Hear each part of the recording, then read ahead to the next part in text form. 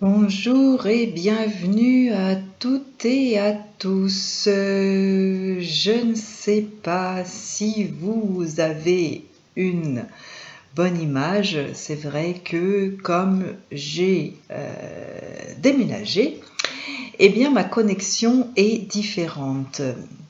Donc bienvenue dans cette émission enregistrée en direct, en live, le 16 mai 2021. Pour les retours, donc merci beaucoup de me faire des commentaires, de liker la page, de vous abonner. Et si je vois que ça bug un peu d'un point de vue de l'image, eh bien je vais passer en mode podcast et je vous laisserai avec un magnifique visuel. Et je vous proposerai donc à écouter ma voix. Donc je vais peut-être donc laisser cette présentation et passer en mode podcast, donc avec une vignette. À savoir que cette émission donc est en replay, donc sur Facebook, sur YouTube, et elle est donc chaque semaine. Alors la semaine dernière, eh bien cause de tournage, le tournage d'une série, du pilote d'une série qui s'appelle Les Lunettes. La série m'a fait faire un choix. Donc j'ai fait le choix d'être sur ce tournage comme consultante et comme assistante réalisatrice. Je passe donc en mode podcast et je vous retrouve à la fin de cette émission pour ce thème cinéma. Voilà mon beau visuel qui va un petit peu pallier, comment dire, eh bien, à ces connexions qui font que l'image, eh bien, l'image, elle est parfois un petit peu lunatique, en tout cas. Donc, je disais, merci à tous et à toutes. Vous pouvez retrouver mon actualité sur mon site myrtille.com, myrtile.com. En ce moment, je fais aussi beaucoup de live sur une plateforme qui s'appelle Skills Market. Pour ceux et celles qui le souhaitent, les informations seront sous cette vidéo. Donc sur cette plateforme toute nouvelle sur laquelle il est possible donc de retrouver mes produits comme les packs pitch, le pack pitch et le pack tuto, et aussi les slides des lives que je propose. Donc comment faire un live, comment faire un pitch, comment faire ses vidéos soi-même.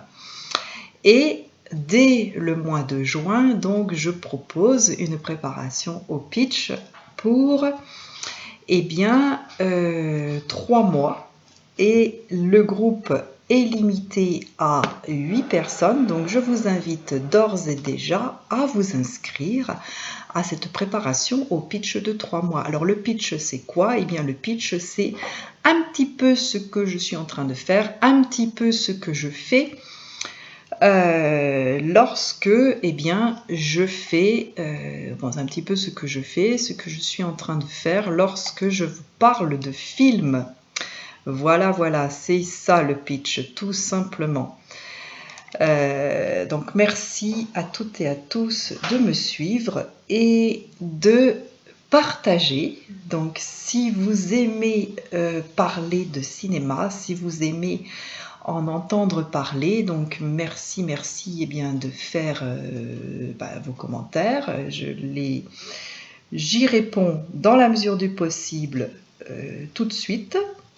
Parfois, je les rate, donc j'en suis vraiment désolée. Et si je rate les commentaires, eh bien j'y réponds par la suite après l'émission en direct. Alors à savoir que effectivement, c'est un enregistrement en direct et c'est aussi en replay. Donc merci de laisser vos commentaires et vos questions en replay. Donc je sais que sur le dernier live que j'ai proposé sur, donc je disais, la plateforme Skills Market, j'ai eu plein d'idées. Donc retrouvez-moi sur Skills Market. Pour l'instant, les lives sont uniquement live. Le replay va arriver plus tard grâce aux développeurs, grâce aux créateurs et aux concepteurs de cette magnifique plateforme. Alors je disais donc que, eh bien, la semaine dernière, pas d'émission sur le cinéma. Et j'expliquais donc que j'étais sur le tournage d'une série. Et oui, les séries, les films, les téléfilms, eh bien, ils sont tournés à un moment, ils sont préparés. Donc mon job, eh bien, c'était de préparer le tournage qui a eu lieu dans les rues de Toulouse, qui a eu lieu dans la banlieue de Toulouse, qui a eu lieu dans le métro de Toulouse, et il va nous rester une partie à tourner au mois de juin avant de faire ce qu'on appelle le montage. Alors aujourd'hui, j'avais envie de parler de l'imaginaire qui entre dans le réel. Alors, qu'est-ce qui se passe lorsque nous faisons entrer l'imaginaire? Alors, l'imaginaire, c'est quoi? Eh bien, l'imaginaire, c'est lorsque nous regardons des fictions, nous regardons des séries, nous regardons des téléfilms, nous lisons des livres, ça marche aussi. Et à ce moment-là, l'imaginaire, eh bien, nous le faisons entrer dans le réel. Alors, qu'est-ce que ça peut vouloir dire? Ça peut vouloir dire plein de choses. En réalité, ce que nous regardons, ce que nous lisons, donc je parle peut-être un petit peu plus de films et de vidéos et de séries, parce que ce que nous regardons et ce que nous visionnons, eh bien, est un peu un reflet de notre esprit. Alors, je m'explique. Les neurosciences font énormément de progrès. Je vous invite à vraiment vous renseigner. C'est un sujet sur lequel je me penche vraiment beaucoup en ce moment, et depuis que j'ai découvert que mon cerveau me jouait des tours et me faisait, comme disait ma grand-mère, prendre des vessies pour des lanternes. Ce que je crois être d'une certaine façon ne l'est finalement pas du tout. Donc dites-moi bien, ceux et celles qui me regardent et qui m'écoutent surtout, puisque là je suis passée en mode podcast pour avoir une image statique qui serait moins lourde pour la diffusion et qui évite l'image saccadée de la vidéo, étant donné que ma connexion d'émission est plus light. Donc posez-vous donc la question de qu'est-ce que vous visionnez, qu'est-ce que vous regardez, qu'est-ce que vous aimez regarder, à quel moment de la journée, quel est votre état d'esprit lorsque vous regardez certaines fictions, donc que ce soit des séries ou des films, quel impact cela peut avoir sur votre vie. Est-ce que vous remarquez à la suite de visionnage de fiction, de films ou de séries, est-ce que vous remarquez des différences dans votre vie? Est-ce que vous remarquez ce qu'on appelle des synchronicités? Alors les synchronicités, qu'est-ce que c'est? Eh bien tout simplement, les synchronicités, ce sont les choses un petit peu comme les coïncidences. Donc les coïncidences, ce sont des choses qui arrivent et l'on se dit « Ah, voilà, c'est une coïncidence ». Et parfois, nous pensons à quelqu'un ou à quelque chose et cela arrive. Et c'est aussi parfois ce qui peut arriver avec la fiction, avec les films. Alors, le super-héros, par exemple, les films de super-héros. Qu'est-ce qui fait qu'il y a si peu de femmes super-héros, super-héroïnes? Alors, la première qui me vient à l'esprit lorsque j'y pense et que j'aimais beaucoup, puisque c'était une série des années 80 ou 90, c'était Wonder Woman. Et avez-vous remarqué que c'est quand même un petit peu la seule qui est proposée aux jeunes filles, aux jeunes femmes et même aux femmes un peu plus âgées comme moi, Wonder Woman est vraiment la seule super-héroïne au milieu de quand même beaucoup d'hommes super-héros, beaucoup de testostérone. Alors j'ai proposé une émission qui est donc visible en replay, donc allez voir, allez fouiller dans les vidéos sur la page et sur la chaîne pour y retrouver l'émission qui parle des super-héros et leur histoire, où je raconte un petit peu d'où ça vient. Et effectivement, le super-héros, eh bien, il prend son origine dans la guerre, et la guerre, donc la Seconde Guerre mondiale plus précisément, il est là pour sauver le monde, il vient des États-Unis aussi. Le super-héros, eh bien, il sauve le monde à la Seconde Guerre mondiale, il sauve la planète, et il est par essence un petit peu américain. Et surtout, c'est un homme, donc un homme comme ceux qui allaient faire la guerre jusqu'à il y a quand même assez peu de temps. Alors quand je dis faire la guerre, c'est que la profession de militaire était quand même réservée seulement aux hommes. Les hommes faisaient leur service militaire, et oui, l'armée, eh bien, peut-être qu'elle recrutait des femmes. Ce qu'il y a, c'est que les femmes étaient peut-être un petit peu cantonnées dans des rôles différents que ceux des hommes. Même si cela a progressé, la proportion de femmes dans l'armée, donc tout ça pour dire que le super-héros, donc la fiction, elle est quand même un peu le reflet de la réalité. Et cette réalité, eh bien, cette réalité, elle est à considérer et à se demander quel imaginaire, donc quelle fiction au pluriel, je veux faire entrer dans ma vie. Donc, pensez que votre cerveau, eh bien, il a parfois un peu de difficulté à faire la différence justement entre ce qu'il voit, qui est de la fiction, qui est de l'ordre de l'imaginaire, et ce qui est dans la réalité. C'est ce qu'on appelle parfois être ancré. Donc je suis ancré dans la réalité. Qu'est-ce qu'il y a dans ma réalité? Et qu'est-ce que la fiction peut y apporter? Qu'est-ce que la fiction va apporter à ma réalité? Et donc je repose la question. Interrogez-vous sur ce que vous regardez, ce que vous lisez, puisque ça marche aussi pour la littérature, et dans quelle mesure est-ce que votre journée, alors en considérant que c'est une série ou une fiction que vous regardez la journée, puisque lorsque nous regardons bien, des fictions ou des séries ou des films le soir, cela a une influence sur notre inconscient qui, lui, est bien présent lorsque nous dormons. Et c'est même aussi à ce moment-là qu'il est parfois le plus actif. Alors, les acteurs et les actrices, ça c'est pareil, je vous renvoie à une de mes émissions, donc allez voir sur cette chaîne à laquelle je vous invite à vous abonner, à ma page à laquelle que je vous invite de liker, parce que ça me fait à chaque fois plaisir, ça m'encourage à continuer à faire ces émissions sur le cinéma et sur la fiction. Donc les acteurs et les actrices, comment ça se passe pour eux? Et oui, un acteur ou une actrice va entrer dans un rôle. Donc j'en parlais justement avec la réalisatrice de cette série, Les Lunettes, dont nous avons tourné le pilote donc en ce deuxième week-end de mai. Donc Les Lunettes, la série que je vous invite à suivre si vous avez raté un petit peu mon actualité. Donc justement, avec la réalisatrice, nous parlions de ce qu'on appelle le casting. Le casting pour un film. Alors, est-ce que vous vous êtes parfois demandé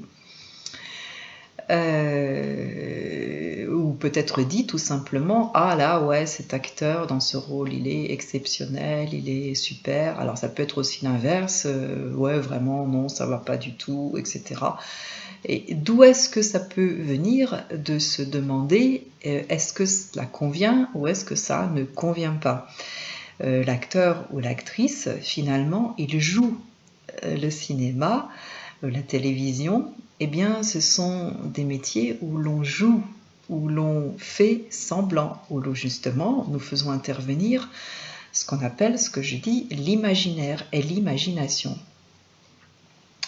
Donc l'acteur ou l'actrice, eh bien, il va jouer un rôle qui est écrit. Donc il apprend par cœur des répliques comme au théâtre. Oui, le théâtre et le cinéma se ressemblent beaucoup, même si pendant longtemps il y a eu des guerres pour dire, des guerres entre guillemets, pour dire que bien l'acteur de théâtre était peut-être un peu mieux que l'acteur de cinéma, et ensuite l'acteur de cinéma a été plus encensé que l'acteur de télévision. Et sont arrivés eh bien, les stars de la télévision avec les séries. Et aujourd'hui, bien, tout ça, ça se mélange un peu. Et un acteur ou une actrice, eh bien, c'est quand même quelqu'un qui entre dans un rôle et qui nous apporte eh bien, sa vision à travers qui il est. Et finalement, la question, ça pourrait être, eh bien, qui est-il vraiment cet acteur? Ou qui est-elle vraiment cette actrice? Qu'est-ce qu'elle nous apporte? Alors qu'en réalité, un acteur ou une actrice, ce sont des personnes qui sont faites de chair et de sang, comme nous, comme vous et moi, et qui, eh bien, apportent un personnage. Donc à distinguer d'un côté la personne du personnage. Est-ce que ça vous rappelle peut-être quelque chose? Parce que nous, dans la vie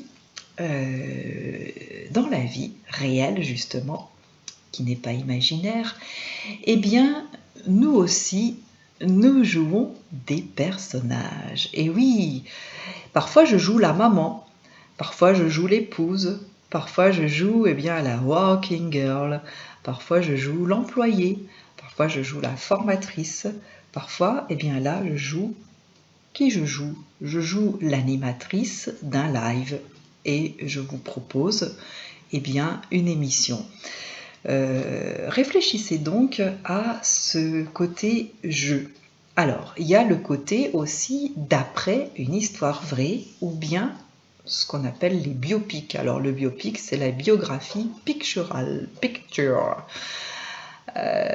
Donc, biographie en images. Donc, on se souvient peut-être vous vous souvenez, en tout cas moi oui, de la prestation exceptionnelle eh bien, de Marion Cotillard dans La Môme, en incarnant la chanteuse Édith Piaf. Elle a été même oscarisée pour ce rôle. Et c'est vrai que de la même façon que Sylvie Testu qui a incarné Françoise Sagan, ou bien la même Sylvie Testu qui a joué dans Stupeur et Tremblement, qui en fait raconte en quelque sorte l'histoire d'Amélie Nothomb. Donc de la même façon, je vous invite à aller écouter et regarder mes autres émissions qui parlent justement des biopics, donc de l'histoire, d'après une histoire vraie. Et là, nous pouvons nous demander, alors effectivement, il y a un jeu de travestissement pour Marion Cotillard, pour Sylvie Testu, en tout cas pour leur rôle de Piaf et de Sagan. Ce qu'il y a, c'est que au-delà de ce côté, alors je pense aussi à Claude François et Dalida qui ont eu aussi droit à leur histoire. Il y en a plein encore. Donc je vous invite à me mettre vos références dans les commentaires pour que je sache un petit peu ce que vous connaissez justement comme biographie filmée et que vous avez vu. Et donc, demandez-vous quelle est alors la part que vous pouvez attribuer à l'acteur est la part du personnage. Donc on est bien sur un acteur qui joue un personnage et qui pourtant, dans ces cas-là, un personnage réel. Et pourtant, nous y croyons. Et pourtant, cela fonctionne. Alors que je sais, en tout cas une partie de mon cerveau, c'est que c'est un acteur qui joue un rôle. Donc là, ça devient un petit peu plus subtil et c'est pour ça que je dis que je m'intéresse fortement à toutes ces avancées des neurosciences qui nous expliquent vraiment cette part de notre cerveau qui fait que, oui, nous pouvons mélanger le réel et l'imaginaire. Dans cet ordre-là, en tout cas dans ce même thème d'après une histoire vraie, il y a l'histoire des personnages ordinaires, entre guillemets. Quand je dis ordinaire, c'est par exemple l'écriture d'un livre ou bien juste un fait divers qui va être filmé, mis en scène et qui va propulser donc et l'acteur et le film, parce que ça fait un effet boule de neige, et l'auteur du livre et le héros. Donc on repense par exemple à l'histoire d'Intouchable en France, qui est effectivement à la base l'histoire vraie de deux personnes dans la vie réelle, donc pas du tout du showbiz comme Édith Piaf ou Françoise Sagan. Françoise Sagan est romancière. Ce qu'il y a, c'est que là, nous avons affaire à deux personnes ordinaires, entre guillemets, dans Intouchable, donc de la même façon que L'Ascension, un film qui raconte l'histoire d'un jeune de banlieue qui, pour l'amour d'une fille, donc ça c'est le film, n'ayant pas lu le livre, qui va grimper, alors je crois que je ne veux pas mélanger, je crois qu'il grimpe l'Himalaya, mais en tout cas voilà, c'est donc dans ce cas-là que je parle de personnes ordinaires. Donc c'est vrai, autant que nous savons qu'une personne célèbre comme Édith Piaf ou Sagan vont être incarnées par des acteurs ou des actrices comme Marion Cotillard ou Sylvie Testu, notre cerveau prend pour acquis que je vais écouter l'histoire. Alors, l'histoire, entre guillemets, donc c'est bien un point de vue, le point de vue du réalisateur ou de la réalisatrice, de personnes célèbres. Donc j'arrive bien à faire la différence. Ce qu'il y a, c'est qu'avec des personnes, des personnes du réel qui sont un peu moins connues, comment est-ce que ça peut se passer? Donc dans le cas de l'Ascension par exemple, ou bien de Intouchable, puisque ce sont des histoires que nous découvrons à travers les acteurs. Alors heureusement, encore une fois, que notre cerveau est bien fait et qu'il arrive à distinguer l'imaginaire du réel. Et parfois, peut-être que les deux se mélangent. Donc je vous invite à nouveau à bien observer ce qui se passe dans vos vies après avoir regardé une série, une fiction, un film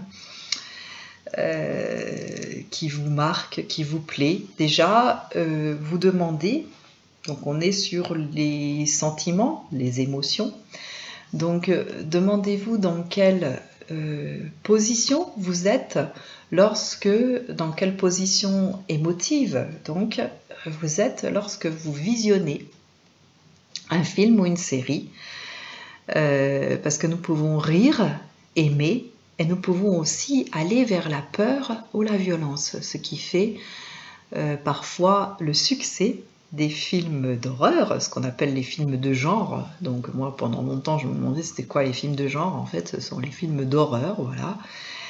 J'aime avoir peur, j'aime, donc ça marche aussi, la violence, ça marche aussi pour les jeux vidéo, certains jeux vidéo.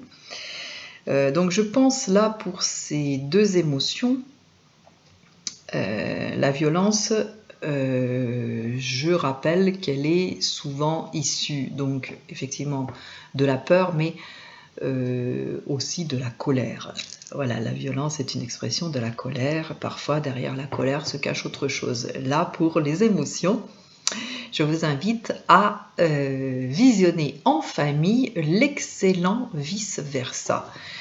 Donc, je vois que j'arrive à la fin de mon live. Je rappelle donc enregistrement en live de cette émission le 16 mai 2021, disponible en replay sur cette page, sur cette chaîne.